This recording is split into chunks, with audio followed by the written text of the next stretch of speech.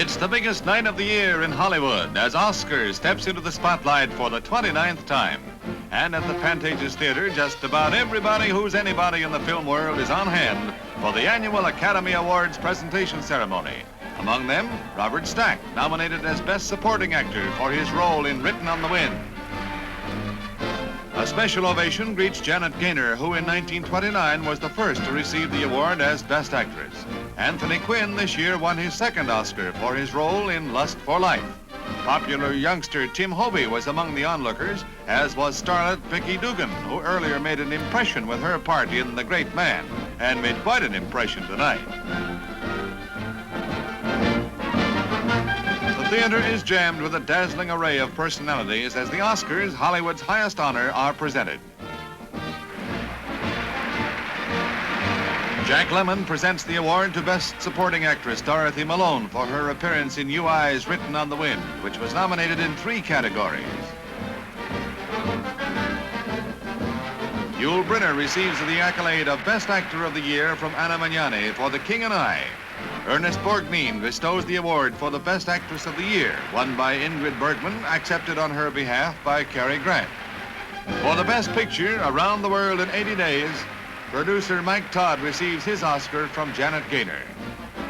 Another thrilling Academy Award evening in which Hollywood honors its own.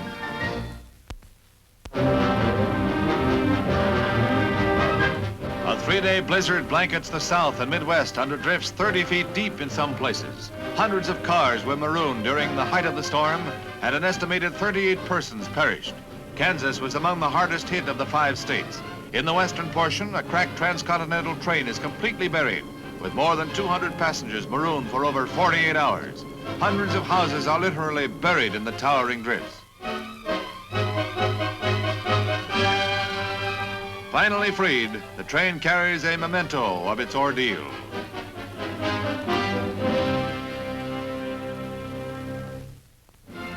An historic meeting takes place in Rome City Hall. Long a dream, the common European market takes its first step forward as representatives of 6 European nations gather to eradicate customs barriers.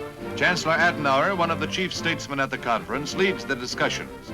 Paul-Henri Spaak of Belgium signs the treaty, the first in several which are expected to unify Western Europe economically within the next 15 years. With abolition of tariff barriers and the industrial integration of the nations, it may well open a new chapter which will bar ancient rivalries and the causes of war.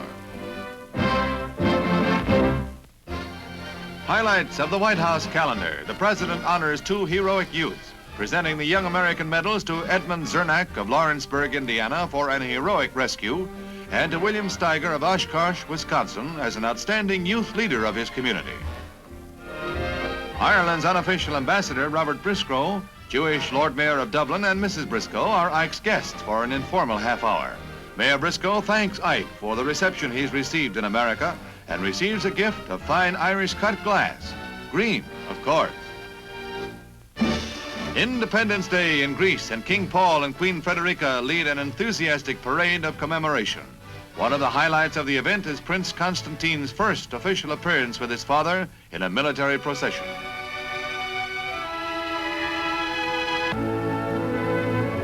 Greece's modern army, organized with the help of General Van Fleet during the communist uprising, presents a compact striking force. As a member of NATO, Greece occupies a strategic position in the Mediterranean during the present Mideast unrest. The last major obstacle in the Suez Canal, the tug Edgar Bonnet, is raised near the midway point of the waterway. The slime-covered craft, scuttled 5 months ago by the Egyptians, emerges from its watery resting place, thus clearing the canal for about any tonnage within the near future. UN engineer Wheeler and Commander Burns watch intently. Although the question of tolls and control is far from settled, the canal is at last clear.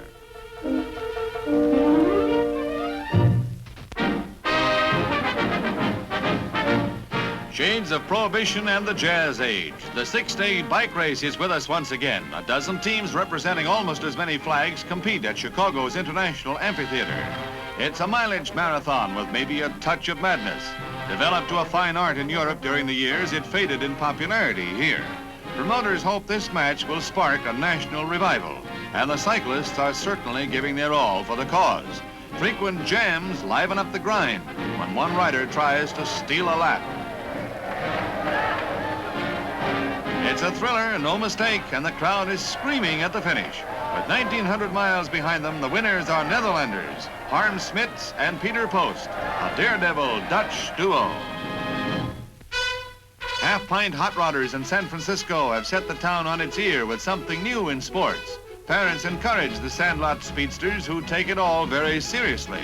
They've got a 9-car club with a perfect safety record. Each little racer is powered by a 2-horsepower putt-putt that once propelled a lawnmower, and they really clip along.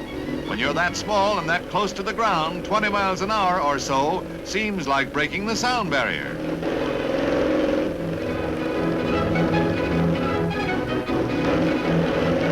After the qualifying heats, the big race goes 20 torrid laps.